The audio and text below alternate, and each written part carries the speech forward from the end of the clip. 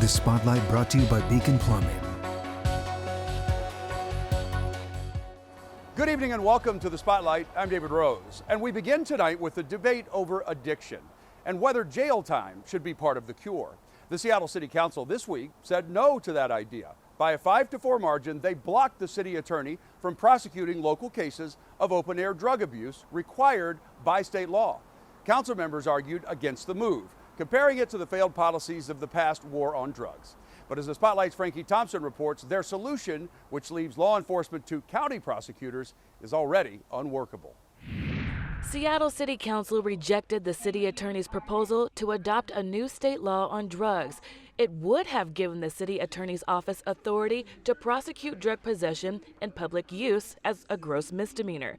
Legislation Mayor Bruce Harrell is speaking on for the first time since the council's no vote. I'm not on the city council. My position was not to support it or defend it. My position was to make sure the legislative process worked out. I would have done it differently, if you want to know, quite honestly. I would have had a committee meeting to have some robust discussions, to listen to the experts and the health community. How can you not? Had the council approved the proposal, Seattle would have conformed to the state law signed by the governor to fix the Blake decision. Now, with no current plan in place, Harrell says it's back to the drawing board. To come up with really what I'll call the spirit of a post-Blake world. Without the legislation, Seattle Police Department can still make arrests and refer cases to the King County Prosecuting Attorney's Office for misdemeanor charges. But the president of the Seattle Police Officers Guild says there's one problem: staff shortage. We're just not getting quality candidates to fill the position. And you couple this fentanyl crisis, this vote, the lack of a contract, the lack of public political support for police officers. It's a recipe for disaster, and we're seeing it, we're witnessing it firsthand unfold in this city, and it's totally avoidable. And we just need people who want to lead that are reasonable. Right now, the council's not leading. And I think they've put Seattle in a serious, serious problem for the immediate future. I mean, yesterday's vote is tragic. A vote County Prosecutor Lisa Mannion says she hoped would pass. With the city attorney's office denied authority to charge in these crimes, the responsibility is now solely on the county prosecutors. Mannion says the challenge is her office doesn't have enough staffing or funding to take on the misdemeanors on top of the felony cases that take priority. But there could be a solution. We lead with intervention. We lead with treatment. In collaboration with the city attorney, council, and courts, the mayor says they're actively creating a plan that addresses treatment and enforcement. So we're not leading with let's just arrest everybody. That is not the spirit of what came out of the Blake decision. So I'll meet with the city council members, we'll meet with law enforcement, and we'll figure this out together. And I look forward to these discussions. We'll be doing that work this month in June. And so in July, you'll see the outcome of this work. Councilmember Andrew Lewis voted no, swaying yesterday's vote. Today, he says the collaborative plan this month is to develop a successor therapeutic court to community court, develop and fully fund treatment-based pre-file diversion, work with Mayor Harrell to scale and develop the plans outlined in his executive order on Seattle's fentanyl crisis. Lewis says after that work is done, then the city will propose legislation that is consistent with the state's new law. For the second time in less than a week, the city of Burien forced people out from where they're camping. This is at the Dottie Harper Park, where some people set up camp about 5 days ago. That's after they were forced out of an encampment in downtown Burien. That encampment is about a half-mile away from the park and caused a lot of controversy. Nearby businesses say crime was becoming a huge problem. I heard rumors that we're going to be back by the library.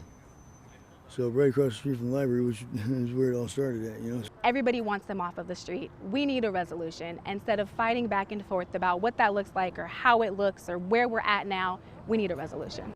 King County says that last week it offered Burien $1 million in access to tiny homes, but there seems to be some miscommunication. King County officials say they never got a response from Burien. Meanwhile, Burien city officials say they never got King County's offer in writing. One neighborhood in Everett is celebrating after a years-long fight to clean up a home overrun by squatters. The city condemned the property back in November, and cleanup finally got underway this week. Neighbors say the house has been in a horrible state for more than 5 years. They say the owner became unreachable, so when squatters took over, some of these neighbors even tried to buy the home themselves to fix the problem. But as the Spotlight's Zach Anders reports, for the longest time, the city told them, sorry, there's nothing we can do. Felt good. It felt freeing. In Everett, the sun has finally come up for one neighborhood. We had a party in the cul-de-sac yesterday. I know it's not appropriate, but the reality was we all came out. Everyone is back out of their house. It was a first. People have been in their house for the last 3 months because no one wants to deal with what's been happening on the corner. And on the corner, a home lost to our region's worst afflictions. Neighbors watched as stolen cars were stripped for parts, as drugs were pushed daily, with countless people coming and going, and some even staying. It's been a long fall. They only had one set of clothes most of the time. It was very obvious that this was a business, not legitimate business, that was selling a lot of product. These tired neighbors battled bureaucracy for years. Eventually, when I called the non-emergency line about a year ago, they said, okay, here's the deal. We're out there every other day or every day. You're not the only person making this complaint. So here's the plan. I need you to go do code violation. That is what the police of the city of Everett has told me, is bury them in paperwork until they deal with it. Wednesday, they finally did. Police say 9 people were forced out, 11 cars were towed, and 16 tons of debris removed by city employees in their hazmat suits. We all stood on my grass yesterday, coffee cups and robes and slippers and cigarettes. We're all just standing here and just watching, and it was absolutely magical. Neighbors told us tonight that they did disconnect the utilities. The power and the water were shut off in the last few months, but that hasn't stopped what's been going on here. They just went over and stole from the garden hoses of neighbors. They even fired up their own generator. Now, police say that because this is boarded up now, if they do catch anyone inside the home, they'll be trespassed from the property. And now to a truly disturbing story. A child is on a violent and seemingly unstoppable crime spree in Tukwila. It's been going on for months, leaving a big question for the community and city leaders. What's being done? Police say this 12-year-old girl is targeting senior citizens, attacking them and robbing them, and even laughing about the pain that she's causing. The Spotlight's AJ Janovel spoke with local leaders about how to stop this continuing trend. Tukwila police say a child is terrorizing their community. Since February, investigators tell me the 12-year-old girl, who's not named, is accused of stalking senior citizen women and attacking them, stealing their phones and purses, and running away. She's had 6 run-ins with police in about 5 months. Police say they always catch the 12-year-old, who then laughs and mocks the victims. Officials offer the girl services, but she refuses them, and the girl has cut off her ankle monitor, police say. There's never an easy case when you have an allegation or allegations like this and somebody who's that young. But what we did was go before the court and say that this is somebody who reasonably should be held, and the court agreed. Casey McNerthney with the King County Prosecuting Attorney's Office says they are working the most recent case. But is the judicial system enough to make a change, especially with this girl's history? She has to be held accountable for her actions, but there's an opportunity for her to be saved. Yes, it is. Kendrick Glover is the executive director of GEM, a mentor and diversion program helping at-risk children and young adults in King County. He tells me more needs to happen in the community to make sure kids like this don't fall through the cracks. There's always been signs there, just nobody really paid attention to it. And it's sad to see that this young lady is experiencing this type of mental health crisis, but she's calling out for help. If she's telling police, I can do this and I can do that and I'll be back, that's a cry for help. So we as a society, we have to do better in putting resources where they're needed to be for this young lady to receive the help she needs, just like thousands of other young people right here in King County. AJ reached out to the mayor's office in Tukwila, as well as to each individual council member to ask about what the city's doing to help kids like this before they get to that point. Nobody got back to him, or they declined to talk about the situation. However, youth service advocates say the girl's family situation needs to be examined if authorities hope to find a positive long-term outcome. Well, there's a new initiative to help kids struggling with mental health issues. Mayor Bruce Harrell announced the launch of Reach Out Seattle at an event at Ingram High School. It focuses on prevention and early intervention.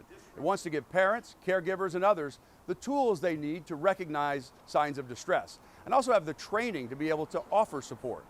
Youth experiencing mental health challenges deserve compassion, care, love, support from adults. We must instill hope and teach them it is okay to reach out for help. The citywide initiative will also include a media awareness campaign to destigmatize the conversation around youth mental health in the community. Coming up next, I'm a little disappointed in how it's been handled. I don't think we were given any information. the secrecy in the North Shore School District continues after 2 principals are placed on leave. How parents are reacting to a glaring lack of answers from officials.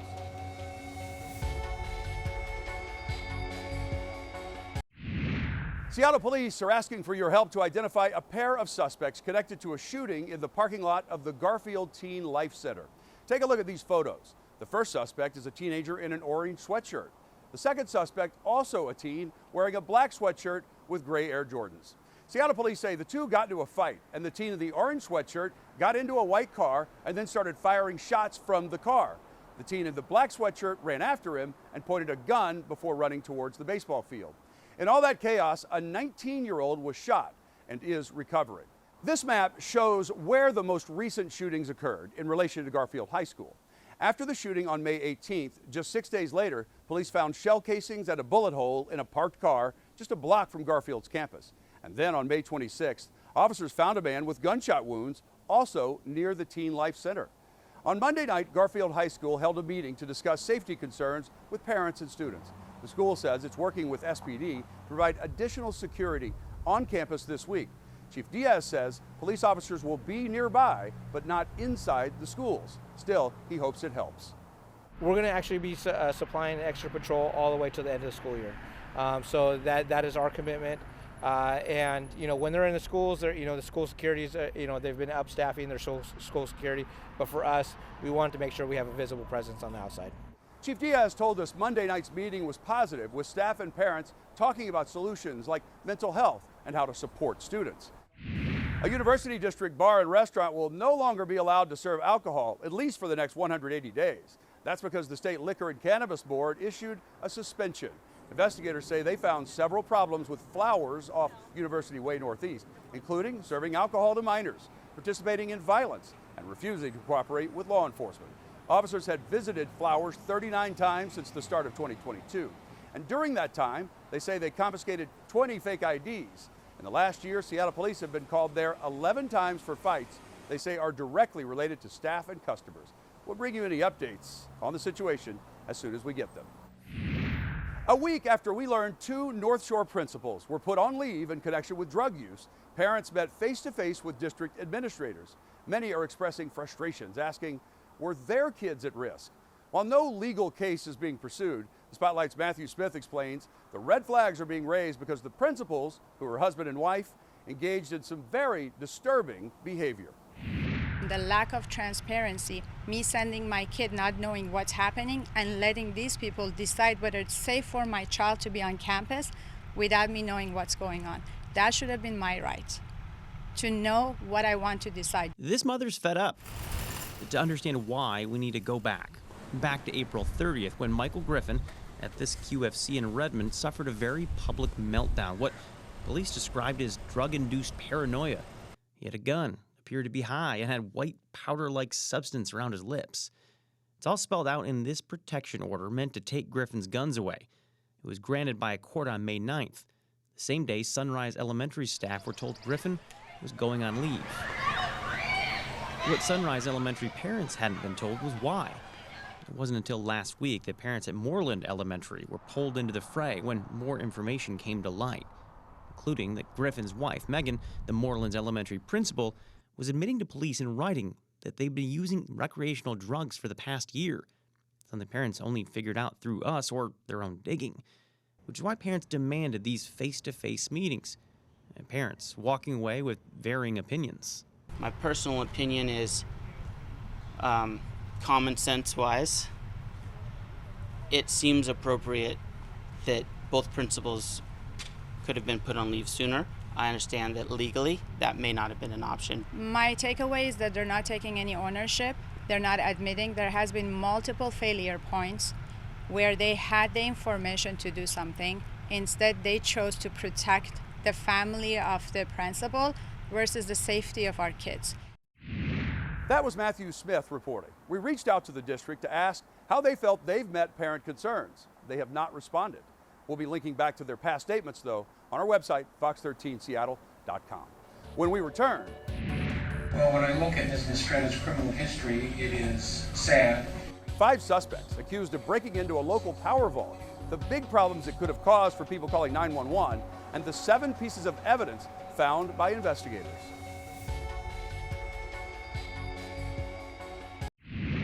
Security cameras and the watchful eyes of security guards may have stopped a group of people from knocking out power at a station in Tacoma earlier this week.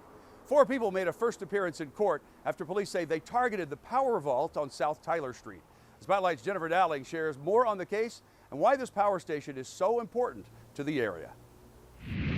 Well, so far, it's unclear what the motive was, but prosecutors say this particular power vault is connected to the South Sound 911, so knocking that out could have done great harm to the community. He has a terrible criminal history. The judge addressed Richard Edvalds, Carly Johnson, Megan Mistretta, and Dana Woolsey in court after police say they were caught on security cameras trying to break into a power vault that sits near this old golf course behind a concrete blockade. It is also concerning to have an attack on what I will describe as the power grid. Investigators say they could have disrupted the area's lifeline for emergency services. Court documents stating the power vault provides power to a tower that's believed to provide communications for South Sound 911. Security guards watched on surveillance as all 5 were seen on video trying to enter the power vault. Police say the power vault lid was secured with a large bolt and 2 welds, and noticed there was fresh cut marks that appeared to be from the grinder on one of the welds. A battery-operated grinder was found at the scene, an extra battery, drugs, paraphernalia, a knife, gloves, lighters, and a bag. The judge focused on criminal history, including convictions for stolen property and burglary for Edvalds. He says he's the owner of R&R Recycle. That is troubling to me. I'm going to impose the $15,000. Mistretta reportedly also had a warrant history in 8 prior cases, including 1 active warrant. She became emotional after her bail was set at $25,000. The defense cited family connections for Carly Johnson when arguing for lower bail. She has indicated she is 3 months pregnant. The judge noted past history as a reason for higher amounts. Virtually every criminal case she has involves warrant activity. That does not give the court a lot of confidence that she's going to appear back in court. Well, everybody's changed. That's the magic chair you're sitting in. Everybody suddenly is going to appear in court. The $10,000 ask is a reasonable one. The judge said Woolsey's criminal history stretches back to the 90s, and he's currently involved in an assaultive conduct case. I'm going to impose $50,000 bail, and I'm going to leave the $35,000 intact on the other case. That was Jennifer Dowling reporting. Court documents indicate the 5th man accused in the case, Michael Vaughn, was taken to the hospital and has not yet appeared in court. Prosecutors say the 4 who have appeared are facing charges of attempted malicious mischief. Woolsey also faces unlawful possession of a firearm. Still ahead.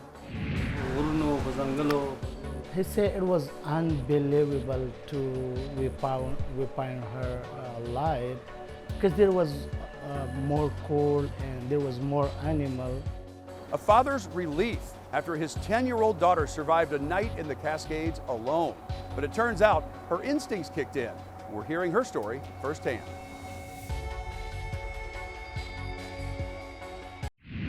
Well, finally tonight, how about some good news? An amazing story of survival. A 10-year-old girl survives 24 hours alone in the Cascades after she was separated from her parents. That girl went missing Sunday afternoon in the Cle Elum area. She was found about 1.5 miles from where she disappeared. The Spotlight's Alejandra Guzman explains how she made it through the night. This is 10-year-old Shugula Mashwani. She's running and playing alongside her sister and cousins after returning home from school, a sight her loved ones are grateful for. There was a river and there was a bridge on the river, and she crossed the bridge and she lost the bridge. Her uncle, Kamaluddin Ezahar, is helping translate as she recalls June 4th, a day and night the Mashwani family will never forget. She couldn't come back. A typical Sunday outing quickly transforms into a search party. The playful 10-year-old girl got separated from her family, who was out at the Cathedral Pass trailhead in Cle Elum. I couldn't cross the river. She couldn't find the bridge they traveled over, so she hiked downstream through the dense forest and spent the cold night between some trees. She said, just I remember that there was a forest and I lost and I was sleeping and I was not scared. You weren't scared? No. Were you cold? Yeah. A brave little girl. Shugala says she's no stranger to the outdoors. Her family regularly hikes. They moved to the U.S. a few years ago from Afghanistan, and the backcountry reminds them of home. She knew to follow the river and wait for help to arrive. She said, I saw a car on the other side of the river, and she said, I was trying to find the bridge and cross the river. That's why I follow the river. The Kittitas County Sheriff's Office says rescue crews found her Monday afternoon with minor scrapes and bruises. They found my daughter, and I frowned on them. They were very helpful, and they brought a helicopter and a drone, and they used different skills. And finally, they could find her. Shugala walked about 1.5 miles from where her family noticed her missing. These photos taken as she was reunited with her father. She said, I was happy. I was very happy.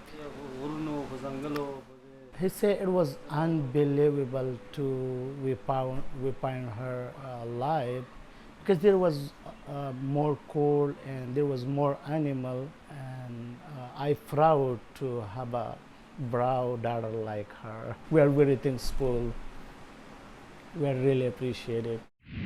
Alejandra says to show just how thankful the family is, they're having a celebration this weekend and welcoming the 10-year-old home and thanking the rescue crews that found her. And that's all the time we have on this edition of The Spotlight. Until next week, be smart and stay safe.